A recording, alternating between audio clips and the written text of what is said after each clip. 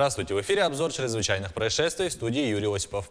Записка с пин-кодом помогла подозреваемому украсть деньги с банковской карты. Потерпевший рассказал полицейским, что узнал о краже, когда ему пришло СМС-уведомление о снятии денег с его счета.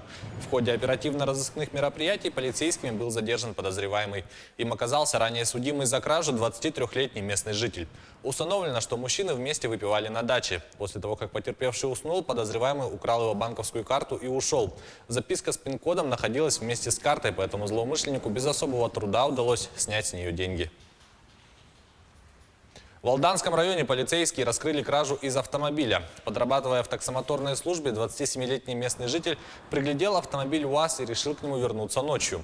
Воспользовавшись тем, что машина оказалась не заперта, молодой человек проник в салон автомобиля и похитил автопроигрыватель, алюминиевую канистру емкостью 20 литров, в которой находилось 20 литров бензина, аккумуляторную батарею. Ущерб составил около 9 тысяч рублей. В Устьянском районе по постановлению прокурора женщина привлечена к административной ответственности за оскорбление ребенка. Установлено, что весной, находясь в школе, мать одной из обучающихся оскорбила несовершеннолетнюю девочку в неприличной форме, чем унизила ее честь и достоинство. По результатам рассмотрения административного материала мировым судом гражданка признана виновной. Женщине назначили наказание в виде штрафа в размере 1000 рублей. В Новосибирске завершили расследование и направили в суд уголовное дело в отношении организатора группы телефонных мошенников.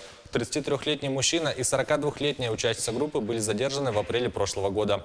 Как установили оперативники, с декабря 2017 по апрель 2018 года они обзванивали граждан, представляясь их близкими родственниками, и просили перечислить деньги якобы для решения вопроса о непривлечении к уголовной ответственности за причинение вреда здоровью.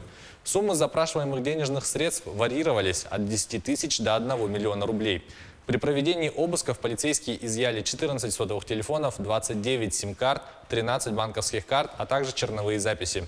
Следователям установлено, что за период существования группы телефонные мошенники обманули 73 жителя Крыма и Севастополя, причинив гражданам ущерб в размере около 3 миллионов рублей. По меньшей мере 6 человек стали жертвами возгорания в здании областной психбольницы в Одессе, сообщает местное издание. Пожар площадью 500 квадратных метров произошел у выхода из одноэтажного корпуса больницы с деревянной крышей. Из здания было эвакуировано 15 человек, однако, как утверждают местные СМИ, в больнице могло находиться 57 человек. Тела 4 были обнаружены на месте пожара, еще 2 человека скончались в больнице. Их госпитализировали с отравлением продуктами горения. Среди погибших оказалась медсестра. Сообщается и о 5 пострадавших. Следственный комитет России сообщил о задержании 3 человек, подозреваемых в хищениях и сбытии алмазов. В их числе сотрудница компании «Алроса», рассказывает Сергей Берец. 500 необработанных алмазов массой в 2000 каратов и 11 бриллиантов изъяли сотрудники Следственного комитета и ФСБ России у предполагаемых похитителей драгоценных камней. Стоимость партии оценивается в $3 миллиона.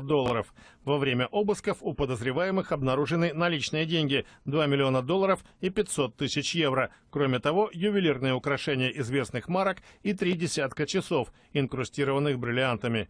Об операции рассказала официальный представитель СКР Светлана Петренко. Пресечена деятельность преступной группы, занимавшейся хищением и незаконным сбытом алмазного сырья. По версии следствия, соучастники систематически похищали в акционерной компании «Алроса» высококачественное алмазное сырье, а затем незаконно сбывали его. 3 участникам преступной группы предъявлено обвинение в краже, а также незаконном обороте природных драгоценных камней. В числе фигурантов сотрудница компании, которая и похищала алмазы, а также посредник. 3-й задержанный отвечал за реализацию товара. Они находятся под стражей, пока следствие устанавливает общий размер ущерба и готовит доказательную базу для суда. Это была рубрика «Чрезвычайные происшествия». Берегите себя.